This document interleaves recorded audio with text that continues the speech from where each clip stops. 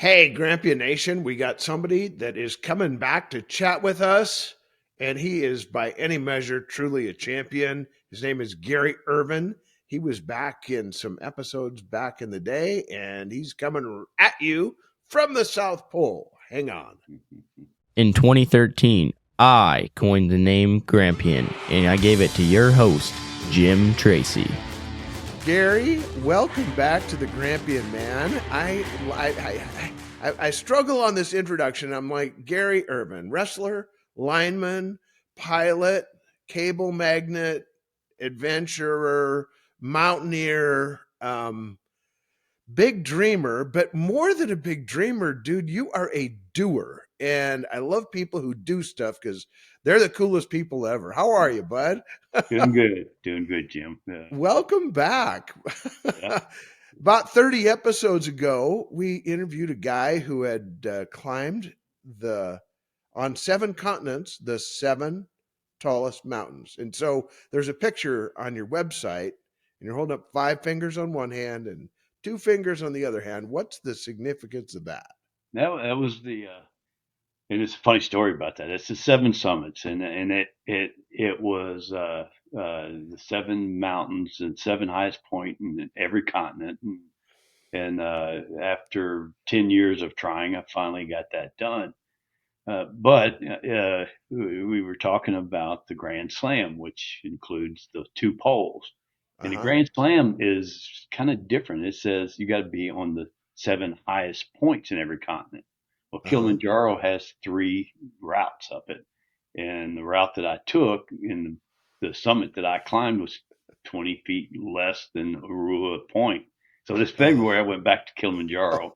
Plus, I got rocked from every top of every mountain. Yeah. And I forgot to get back. I wasn't when I did Kilimanjaro. That's the last thing I was thinking of is rocks. So I got a rock from Kilimanjaro to add to my list. So All it's the right. seven tallest mountains, and the Grand Slam is the seven highest points in every continent.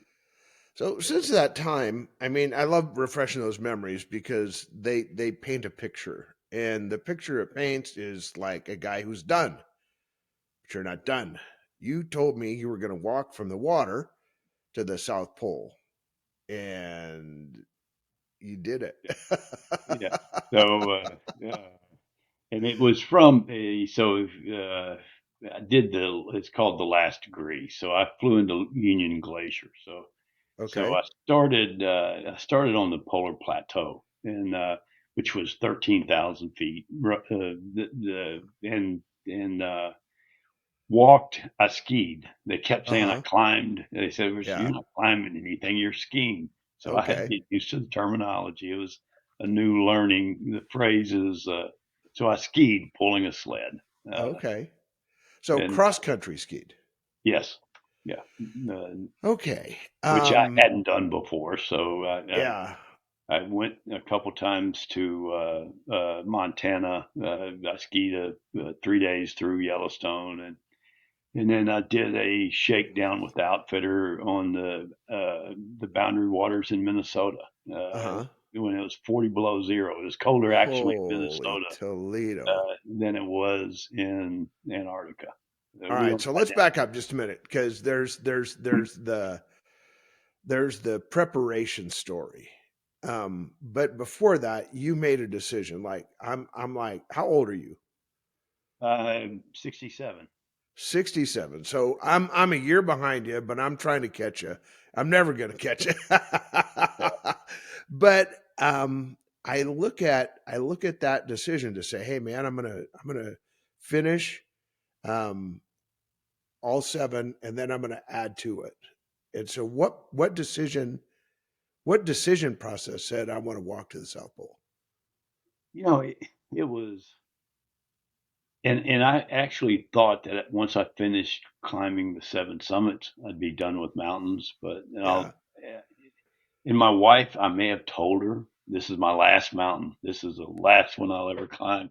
And I kind of come to the realization there that I'm a person that needs to challenge himself Hmm. and that needs something to dream for. So Yeah. so I'm I've come to realize that two things. One is I get older, my physical ability, like when I climbed Kilimanjaro this year, 10 years ago, I climbed it when I was 57.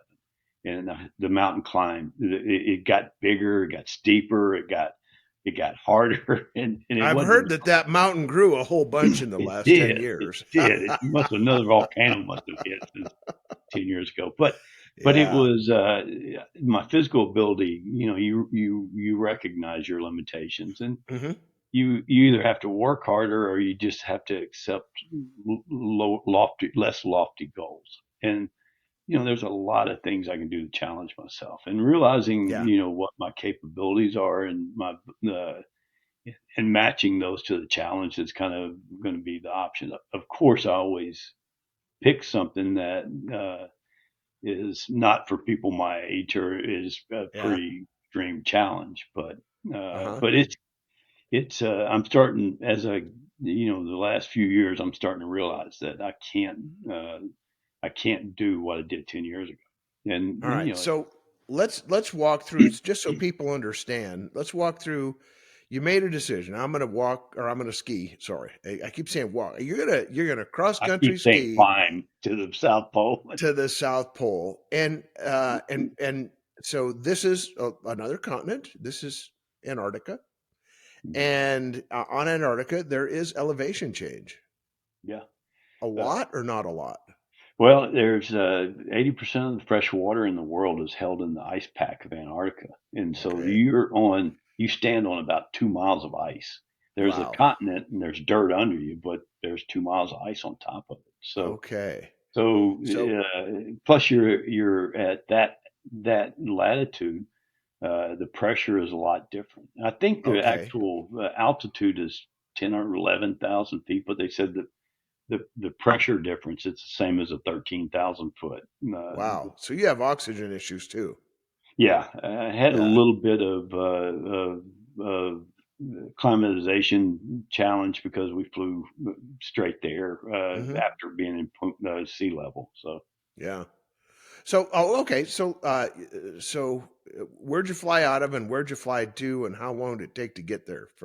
Let's start the trip. yeah, polar exploration and the beautiful thing about it is I've got to do the research on people who first were there, Yeah. and the amazing thing is the journey. The book Endurance that talked about Amundsen's or uh, uh, about the earlier explorers, and Uh it's huh. just amazing what they endured, and so that was part of the history. I was walking down the path that Byrd and the famous explorers walked. So, but you fly through Punta Arenas. They took a boat, and Okay. I flew a Russian freighter plane. Landed on the ice at the glacier instead of taking a boat across Uh the huh. Magellan Straits. A So little quicker. yeah, a lot quicker. And then we get at Union Glacier. You take a ski plane to what they call there's a mountain range that I've been to before. I climbed Mount Vincent, and that was out of the same base camp. Uh, Okay. so you get out of the mountain range, and you're on what they call the polar plateau, and Okay. that's where you start walking. So and it's the most lonely feeling because base camp at Union Glacier, you have heated uh, dinner tent. You're in a tent, but Uh huh. you got a little bit of comforts of home. When you get dropped on that glacier, you're just when that plane takes off, it's the most empty feeling. And then you just got everything your food, your fuel, everything's in a sled that's Yeah. tied to you, and So how many people are dropped off there? there were six climbers and a guide that had a compass on his chest, and he followed the compass Okay. uh, to and it's typically a 6 to 10 day, 10 to 15 miles a day expedition, and Wow. I kind of That's half a marathon every day for 10 yeah. days. And the Wow. you learn something about it every one of these things I've ever been on. And one thing I learned is I was probably eating 800 calories a day and burning 8,000 calories a day when it's extremely cold. It's Uh-huh. 25 below zero. And once you start in the morning, you've got just a few minutes to get everything loaded into your sled and get moving, or you get cold. And then you have very short breaks with with just a few calories during your breaks, Uh-huh. and then when you stop, you got to put a tent up, and Yeah. it's 3 to 6 hours of putting a tent up, boiling water with making starting a stove, boiling water, making a meal, melting snow to make water for the next day, and then getting in the bag quick enough to stay warm. And then Yeah. day after day after day of that just really started grinding on me. Okay. Mountaineering, you've got to take it slow or you get sick. You'll get Uh-huh. altitude sickness. Right. This one you got to go fast. You got to cover ground. And So you're sweating? I mean, you got yeah, lots of clothes on. It's 25 below or whatever. And so you've got specialized gear, but the sun was out 24/7. It just mm, circled around you all day. So when it wasn't cloudy or wasn't blowing snow that kind of shaded the sun, yeah. it got hot, and you would have to vent yourself to keep from, because once you sweat, then you got cold real Oh quick. yeah. So it was managing body temperature, was a lot of it, and even Wow. in the tent, the same thing. It was managing the body temperature in your sleeping bag too, because the sun would come around to your side of the tent, and Yeah. it would heat you up, and so Yeah. all night long you're zipping and unzipping the sleeping bag. Oh You sure. get hot, unzip it, and then you wake up an hour later and you're freezing to death, and you zip it back up. So it's light outside. You're burning 10x of the calories that you're taking in, and you keep waking up, so you're not sleeping well. I mean, that sounds like a little bit more than a grind, man. Yeah, it was I wasn't mentally prepared for the the the level of difficulty that it was. I may have probably overlooked it on my training. Uh, I could have been in better shape. It's one Mhm. of those things that you debrief after you do something like this, and what could I have Yeah, done better? And I wasn't as well trained. I was supposed to go to the North Pole in April, and there was a logistics problem. It used to go through Norway. Now you have to go through Siberia, and there's been uh, some problems getting into the through Russia into yeah, the ice flow. So, but it's uh, the the whole part of getting there was a challenge, and then the grind, the day after day after day, was a challenge.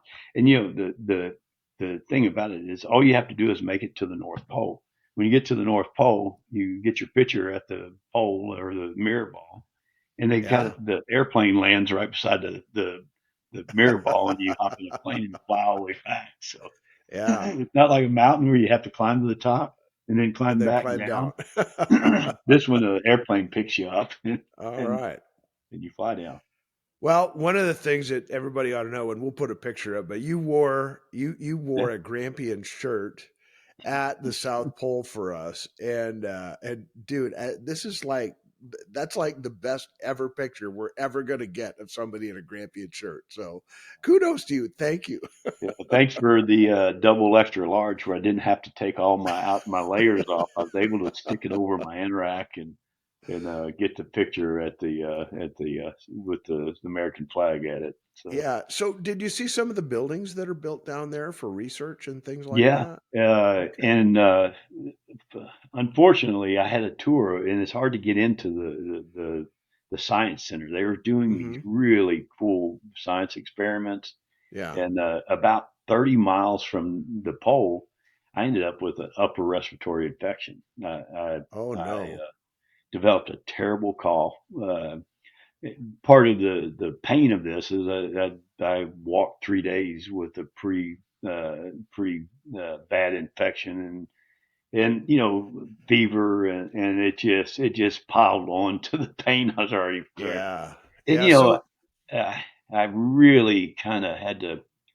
I had 6 young guys on my team that actually helped me out, and they said, "Hey, let me drag that tin off." And being a proud, person that I am, I had to let them do it because I know that my speed was slowing them down. okay. They helped me get to that South Pole, Wow. and it's something that I had to kind of swallow a little bit of pride at, but because I'm usually the one that just stops and helps people that I run that are having problems with, and Sure. I had to accept that. I had to Yeah. accept that I was the slow dog on the team, and allow them to help. Uh, Yeah. but they got me there. And then instead of going to the research center, I ended up getting on an early flight to get down to the medical tent to get started on antibiotics. So Okay. I didn't answer your question, so I didn't get to it. I got to look at the outsides of the buildings. Yeah. I got to get my picture at the ball, but I got off the pole within 24 hours after I got there. All right. How much of the battle that you faced across those 10 days was mental versus physical? Well, the mental battle was every day. It was, and then after I got sick, uh, it was just kind of keeping focused on one step at a time, like in mountains. Yeah. Just give me one good push of the ski. Give me, I would pray. I would say, I'd say the rosary. I would look at things to distract me because it was 8 to 10 hours on skis, and that I had to cut it up into smaller sprints. To kind of keep my mind. There was no audio. There's nothing to listen to. The wind was blowing, so I couldn't talk to anybody. We were in the ski line, so it was just it was the mental part was just trying to control your thoughts, trying to not think about how bad you felt, how cold you were, and that's probably 90% of the challenge, and Yeah. because you can focus on the pain and it will take you down a dark path, and to focus on the bad things, it's kind of like in life. If you focus Yeah. on the bad things or the negative things that are out there, or dwell on the morning news, what's happened last night, and Yeah. it just takes you down a bad path. So you got to kind of trick yourself into being positive, and Hmm. that's what I had to do, and that was a big battle on this. It was a mental battle of being able to continue to do day after day that type of work. Physical, I've been on a lot more physical. If I would have been in better physical condition, I probably wouldn't have suffered as much. So my North Pole trip, I'm going to plan to train, quite a bit differently for it, and I'll be in a Yeah. lot better shape when I go back than I was when I did this one. So, how heavy was the sled that you're pulling? I mean, you've got your So, fuel in there to boil the water. I mean, you've yeah, got some snow, ice, whatever. You got a source for moisture, but it takes a long time when it's cold to get yeah, that thing boiling, especially at elevation. You got to cook a little longer. And yeah, I mean, and there's and it takes lots of strategic. it, Uh, yeah, it takes a lot of snow to make 4 liters of water. So you'd have a cup of soup at night and a cup of coffee in the morning, and then you wanted to drink a liter of water overnight, and then mhm. but but it was we carried uh, about the stove was probably the heaviest part of it, but the stove, then we had a cooking board, and then gas tanks, and then we probably carried 2 gallon and a half uh, fuel cans, and then Dehydrated meals weren't that much. Your snacks that you used during the walk was probably another 5 to 10 pounds. My total sled weight was probably less than 60 pounds, and that included Oh, the tent wow. stove and we shared the tent. So I had either one of us had the stove and the other one had the tent. So that was 60 to 80 pounds, and then it decreases in weight as you consume fuel and consume Uh-huh. food. So it kind of goes down as you get closer. Uh, Yeah. and So and you you're on don't. this trek with six other dudes and a guide, or six other dudes, including the guide. And I mean, at some point, you got to go to the bathroom. I mean, And but you're using up most of it, aren't you? well, and no, you don't leave it there. The part that you probably don't want the listeners to hear is it went in the sled. Pack it out.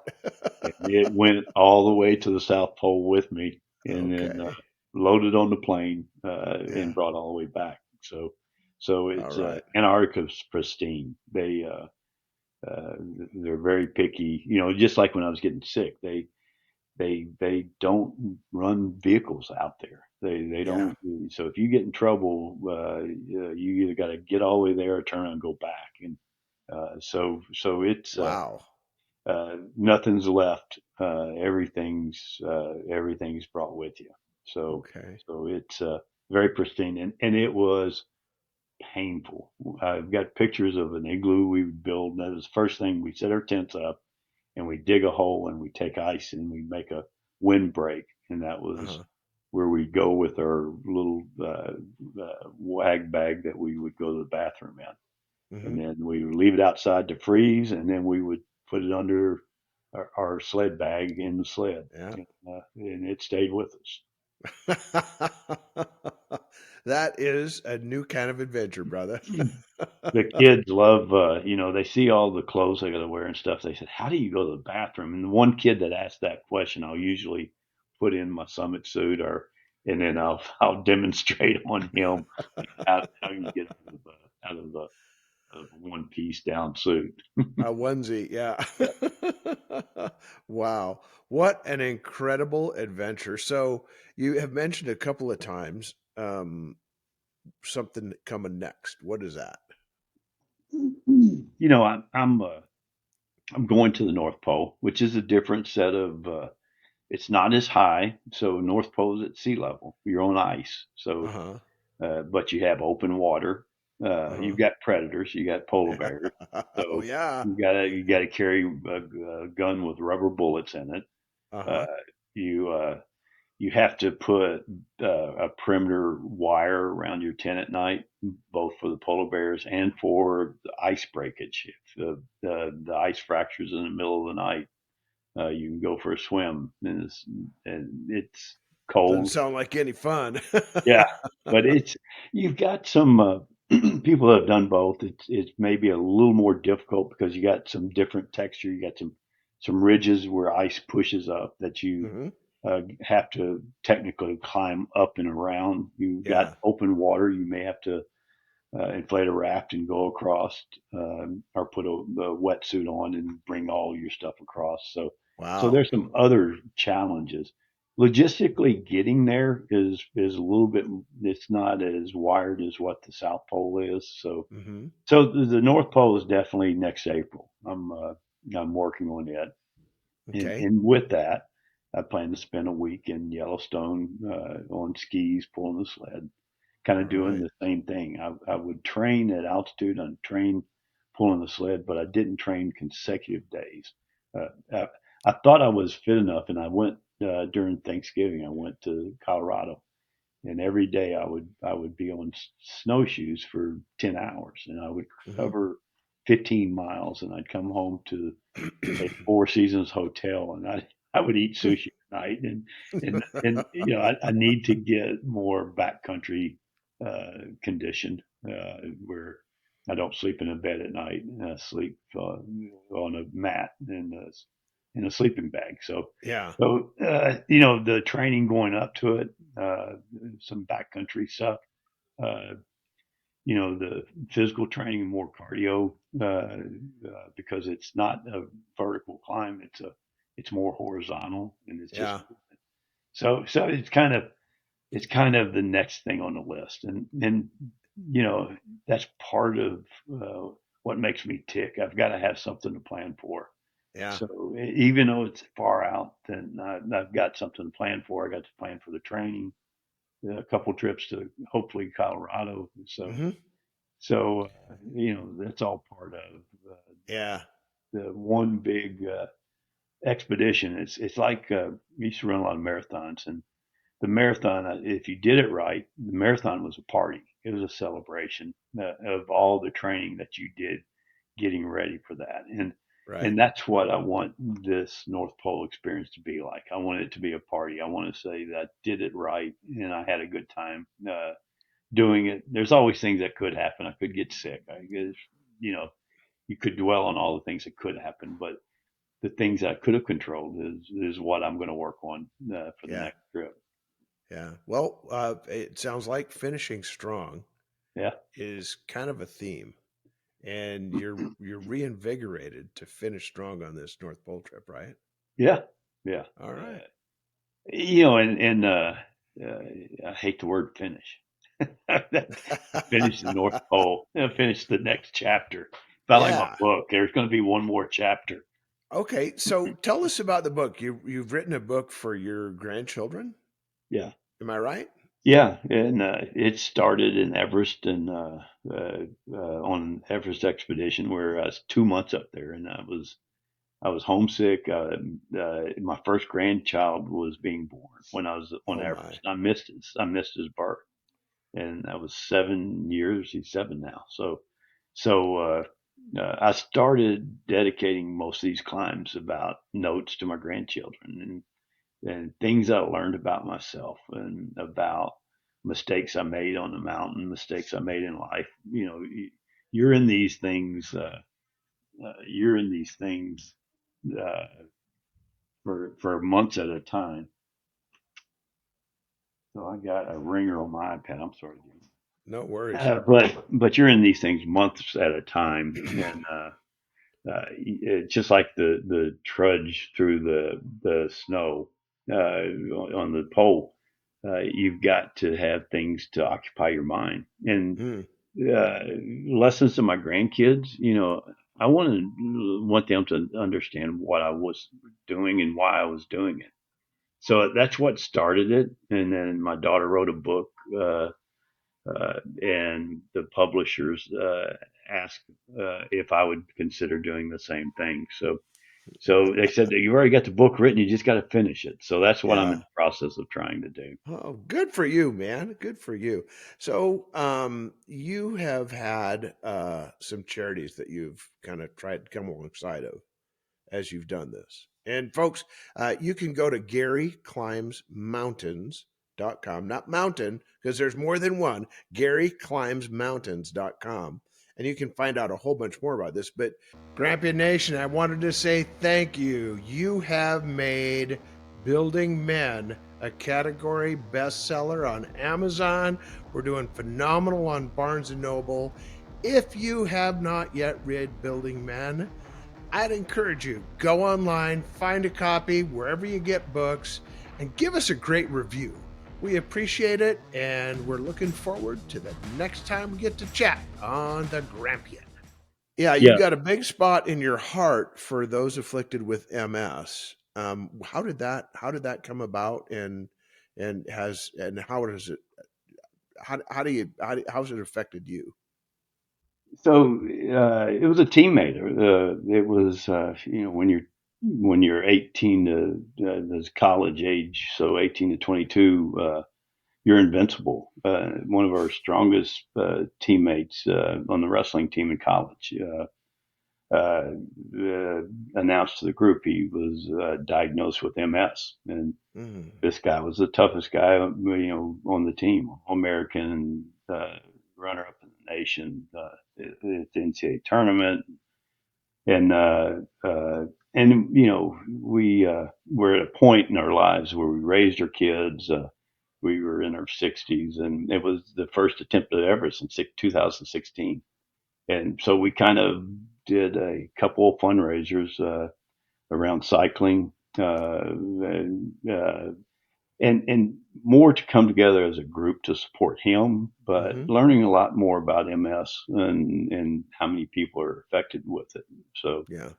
so we raised money for the wrestling program at Central Missouri State. We Mm-hmm. raised awareness of the people that, like myself, that were not aware of people with MS, Yeah. and we rekindled old friendships of teammates that we shared 4 hard years with, living through college and in wrestling, and it was a wonderful experience. And I think I said I don't want to repeat myself, but one of the things about charity is you got to be willing to give more than the money. You got to be Yeah. willing to give your time and your heart to the commitment.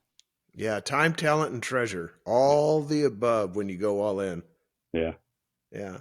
So, how's Mallory? Okay, folks, Mallory is the oldest daughter, and she did 2 times the Amazing Race with you, and she's got a podcast, Living Fully Hmm. podcast with Yeah. Mallory, right? Isn't that, Yeah. I get it? Am I close? Yeah. She was It's a runner up great in Miss. podcast. Yeah. Yeah, she was runner up in Miss America, and Oh my. she's up to over 100 episodes on her podcasts, and Yeah. it's a lot of things. At first, when she started, it was health and beauty. She talks about her bout with addiction. Mm-hmm. She was a great kid, and then later in life, she got addicted to prescribed medications. Mm. Had to go through rehab. That's what her book's about, and still does a lot with recovery. People in recovery. Yeah. So she started out in fashion and beauty, and then now that she's a mom of 4 kids, she does cooking and parenting, and just has made a great living at doing it. She paid more in income taxes than I did this year, so loves what she's doing. Is able to stay at home and raise a family, and just document what she did in her life. So Perfect. yeah. All right, so folks, look up the Living Fully podcast with Mallory. And what else? How's your piloting going? Are you current? Good. That's I just a bad question. The FAA no, might be yeah, listening. no. I just bought an M600, Oh boy, and Piper, I, beautiful I Piper went airplane. through the training with it, Uh and huh. ended up going through my initial in Florida, and Uh so huh.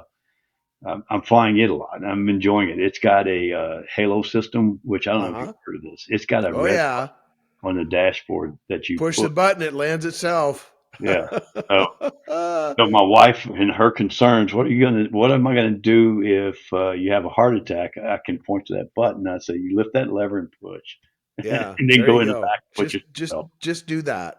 Yeah. That's all. But And then it's been in aviation like anything else. You gotta continue to learn and continue to train. So yeah, I got my jet recurrency in August that I go through, and my 6158 check ride yeah. is right after the training. So I There you do that go. every year uh, after I pass my physical. So the older Yeah, you get, mine's in July, so yeah, the more I just physicals got you through the got. physical. Yeah.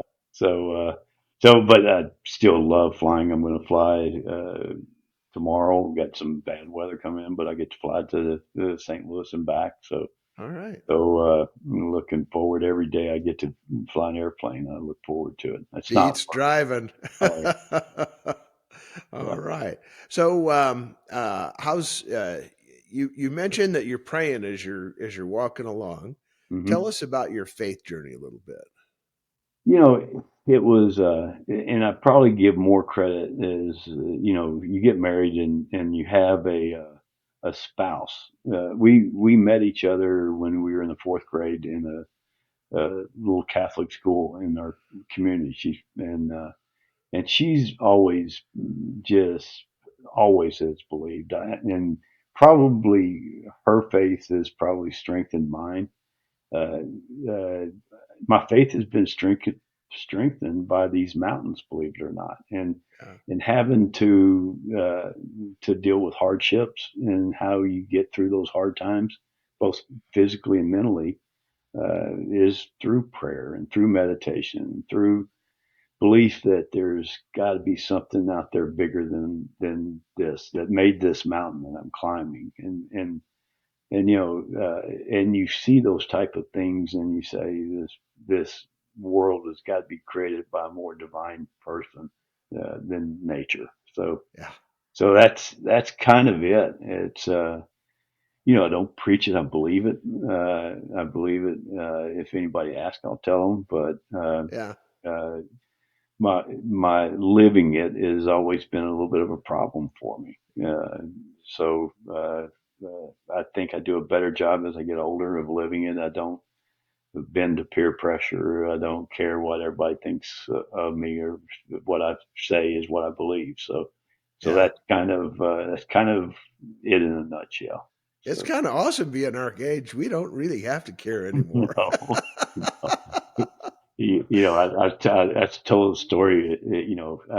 On the race, I was with my daughter for like months, and being with your oldest daughter every morning, you know what you sound like, you knew what you smelled like, you knew what you look like. Hmm. Dad, are you going to wear that? Or are you going to, you had a reality check every morning. So you know, checking yourself is one thing, but as you get older, you really don't care about all Yeah. those things. And, and sorry, I am who Kind I. of awesome and freeing. Yeah, yeah. All right. So, by any measure, this far, you have lived a huge life, man. This, I usually, a lot of times I say, you lived a big life, and you haven't lived a big life, man. You are like, you've lived a mountainous life so far. One of the people that you have experienced that has come alongside you, who has impacted you in such a big way that you got to mention him right now. Who's the champion who has helped you get this far? You first point to your parents if you're talking about a human being and not the spiritual part of it. Yeah, It's my mom and dad. yeah, They made us who we are. They made us drive for success in whatever we did, uh and huh, probably instilled the same thing we're trying to instill in our grandkids now. So that's probably it. I had business mentors, people that I learned from that were brilliant, that hmm, I saw made terrible mistakes. Uh, uh, Both, there's a lot more to business than making money. Bringing people along with you and how you yeah, treat people around you is the most important part. And so I looked at my mentors that had more than just making money. They built companies, they built relationships, they built yeah. enduring love of their coworkers and people they work with. So that's kind of a mentor or a work mentor, but it all kind of boils down to my parents and All right. my siblings that I hold myself accountable to. So uh, that's kind of a very small circle of people that I look up to. I look up to everybody. I respect everybody, but if I give any credit, that's where it goes. All right. Tip of the cap to mom and dad. I want you folks to go to GaryClimbsMountains.com. Is there any place else that they can trail along and follow you? What's the name of the book? Do you have We it? haven't determined that yet. They said it's Okay. not lessons to my After he grandkids. gets back from the North Pole, Gary's going to come back. He's going to tell you about his trip and then we'll maybe talk about a book. But That may be the until final that, chapter. no, no, no, no, no. But until next time, Grampian Nation, you keep dreaming those Grampian-sized dreams. And don't just be a dreamer. Be like Gary Ervin and be a doer. Do those dreams. This is Jim, and I am out. When you get an opportunity, subscribe or follow wherever you get your podcast.